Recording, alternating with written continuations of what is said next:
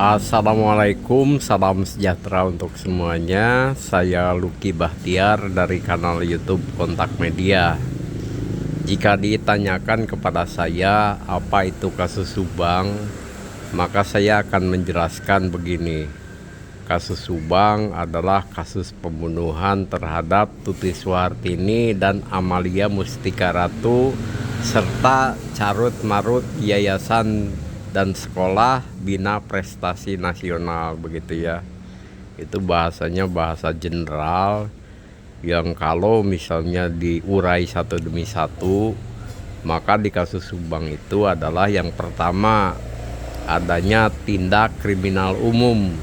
Tindak kriminal umum itu yang tadi itu, yang pembunuhan terhadap Tuti Suhartini dan Amalia Mustika Ratu. Kemudian ada tindak kriminal khusus. Nah, tindak kriminal khusus ini adalah yang menyangkut carut marut tata kelola yayasan dan sekolah bina prestasi nasional.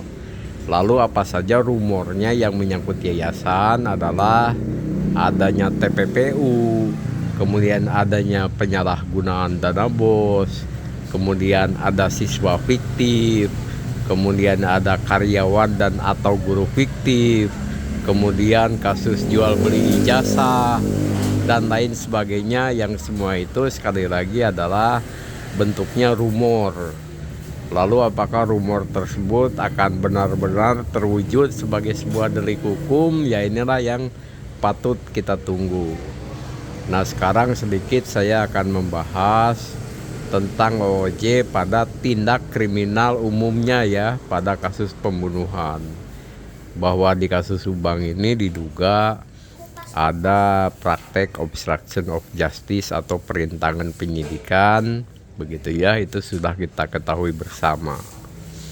Nah, kemudian Yosef Hidayah itu ya, itu kan sudah divonis 20 tahun penjara dengan tuduhan melanggar pasal 340 pembunuhan berencana, kan seperti itu.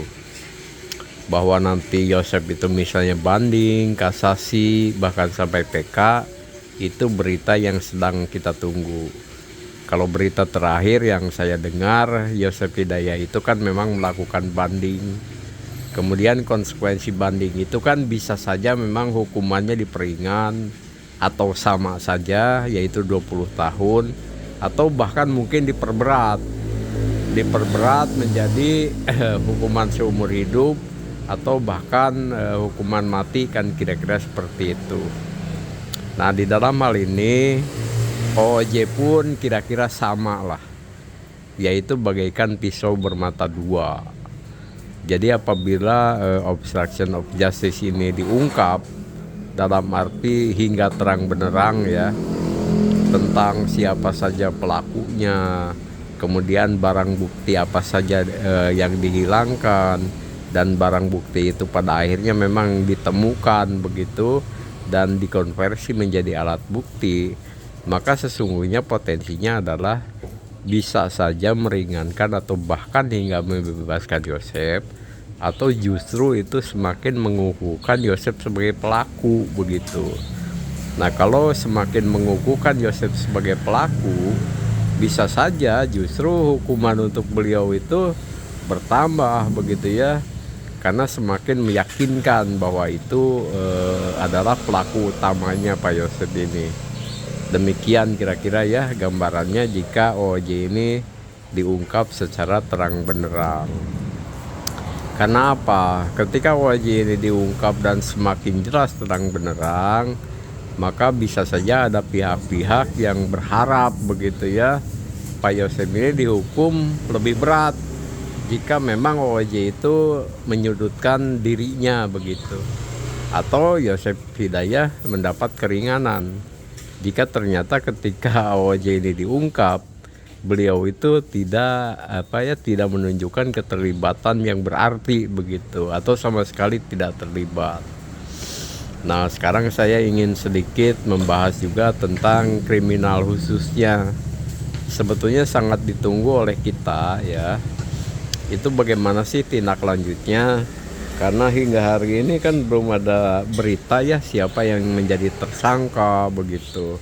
Kemudian apakah benar di situ ada tindak pidana pencucian uang, penyalahgunaan dana BOS dan lain sebagainya. Sekali lagi ini kan semuanya masih bersifat rumor begitu. Belum ada rilis resmi dari kepolisian. Kita akan menunggu, apalagi sekarang kan ada berita yang sahih boleh dibilang bahwa salah seorang saksi ya untuk carut marut yayasan dan sekolah ini, yaitu saksi Dedi, itu telah memperoleh lawyer yang baru karena sebelumnya juga Dedi ini kan punya lawyer lama, yaitu Ahmad Taufan Sudirjo. Kemudian Dedi ini mencabut kuasa hukumnya dan setelah sekian lama Dedi tidak memiliki penasihat hukum begitu, akhirnya dia bergabung bersama ARD Law. Demikian uraian singkat dari saya tentang kasus Subang, yang tujuannya itu boleh dibilang sekedar meramaikan lagi lah, agar si kasus Subang ini tidak senyap, tidak tenggelam, karena masih ada beberapa hal yang perlu terus dikawal, diantaranya tentang OJ dan juga tentang carut marut yayasan dan sekolah. Begitu saja konten ringan dari saya. Mohon maaf apabila ada salah-salah kata. Saya Lucky Bahtiar dari kanal YouTube Kontak Media mengucapkan wassalamualaikum.